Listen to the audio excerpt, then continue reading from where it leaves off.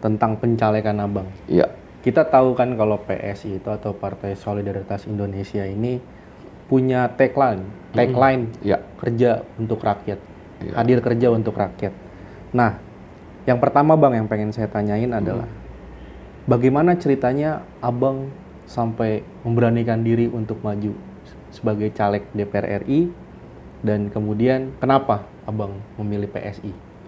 Ya, karena hanya di PSI seperti saya katakan tadi ya, hanya di PSI orang seperti saya ini bisa jadi caleg. Ya, pertama di PSI itu seleksinya ketat. Ya, jadi mereka menilai hanya orang-orang yang berintegritas yang bisa menjadi caleg di PSI. Yang kedua nggak ada mahar, gitu ya. Kalau ya orang yang mengenal saya pasti tahu lah bagaimana keadaan ekonomi saya gitu ya. Bahkan ada yang nyinyir gitu ya. Lu nyalek Gus, punya uang nggak begitu ini? Saya bilang, loh kita itu harus berpikir kreatif ya. Di PSI itu kita diajarkan untuk fundraising dan juga kampanye yang efektif, efisien. Iya. Itu ya. Kemudian seleksi ketatnya gini, kalau Anda mau jadi caleg PSI, DPR RI itu harus ikut pelatihan politik cerdas berintegritas dari KPK. Harus lulus. Nah, ada sertifikatnya gitu. Itu saya punya sertifikatnya, saya lulus. Kemudian ada pelatihan juga di PSI ya, pelatihan. Yang pelatihannya itu intinya adalah kita orang yang berintegritas apa enggak sih gitu loh. Terus kita punya keinginan kuat enggak sih untuk membangun bangsa ini gitu loh. Untuk bicara kebenaran ya. Ini sesuai dengan tagline media saya dan prinsip saya ya. Kita harus sering-sering menyuarakan kebenaran, suara kenabian gitu. Jadi saya sih nothing tulus aja. Saya daftar ke PSI ya lewat online, online. Jadi nggak offline, online. Ya kalau di lolos saya bersyukur, nggak lolos juga saya bersyukur. Tapi karena kenapa? Sejak 2019 pun saya belum menjadi anggota PSI, bahkan kader PSI. Saya udah sosialisasikan PSI kemana-mana. Lewat pemberitaan maupun saya jumpai masyarakat gitu ya. Waktu itu saya minta kaos, 1000 kaos dikirim oleh sekjennya PSI saat itu, Raja Juli Antoni. Saya ke pasar-pasar itu, ke masyarakat pedagang, saya bagikan kaos, saya ajak diskusi masyarakat. Karena masyarakat itu memang seperti katakan tadi harus banyak-banyak dicerdaskan gitu ya. Dan itu yang akan saya lakukan nanti gitu. Jadi masalah mereka memilih saya atau enggak itu soal belakangan. Yang penting itu saya bisa mengedukasi masyarakat tentang bahwa politik itu sebenarnya suci loh, baik gitu loh. Betul. Cuman banyak orang yang salah menerapkan dan menggunakan politik gitu.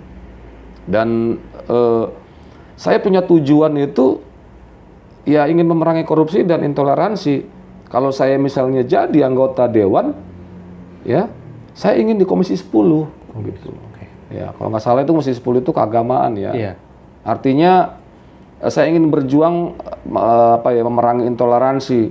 Apa yang udah dilakukan PSI gitu ya. PSI kan baru-baru ini kita tahu ya sangat kritis terhadap isu-isu yang seperti itu ya. Iya, betul. Diskriminasi, intoleransi, bahkan beraudiensi dengan Menteri Agama gitu ya untuk mencabut SKB 2 Menteri dan menghapus FKUB. Dan puji Tuhan loh. Kalau kita baca berita terbaru itu kan sudah dikabulkan ya. FKUB dibubarkan dan Kemenak juga sudah mencabut itu SKB 2 Menteri dan Jokowi sendiri akan membuat perpres untuk mempermudah perizinan rumah ibadah ya. Artinya PBM, peraturan bersama menteri itu mau dihapus gitu ya. Artinya apa? Perjuangan PSI nggak sia-sia. Dan PSI akan terus berjuang untuk hal itu. Sudah terbukti nyata. Dan ini yang nggak pernah dilakukan oleh parpol-parpol lain. Selama puluhan tahun kita tahu kan berapa banyak pelanggaran terhadap hak asasi manusia, hak beribadah, intoleransi, diskriminasi. Tapi kita lihat partai mana yang pernah bersuara sebelum ada PSI? Hampir nggak ada. Bahkan soal korupsi, ya baru-baru ini hanya PSI yang mendukung Pak Jokowi. Itu makanya tagline kita PSI itu tegak lurus bersama Jokowi. Di mana pemerintah Pak Jokowi itu mengajukan RUU perampasan aset dan itu ditolak secara berjamaah oleh anggota dewan ya. gitu ya, anggota dewan yang ada gitu ya. Iya. Bahkan mereka mengatakan dengan entengnya, oh itu tergantung bos, pimpinan partai, gitu ya.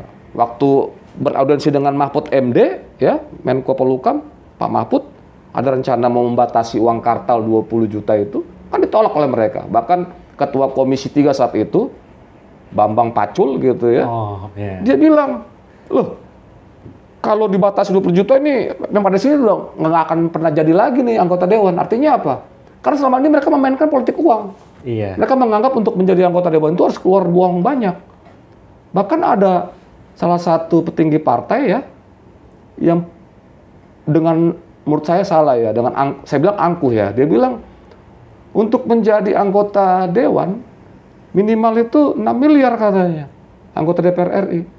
Dia katanya riset doktoralnya. Dan saya ingin mematahkan hal itu. Kalau saya jadi anggota dewan, saya akan buktikan. Orang seperti saya bisa jadi anggota dewan. Amin. Tanpa uang 6 miliar, bahkan 1 miliar, gitu ya.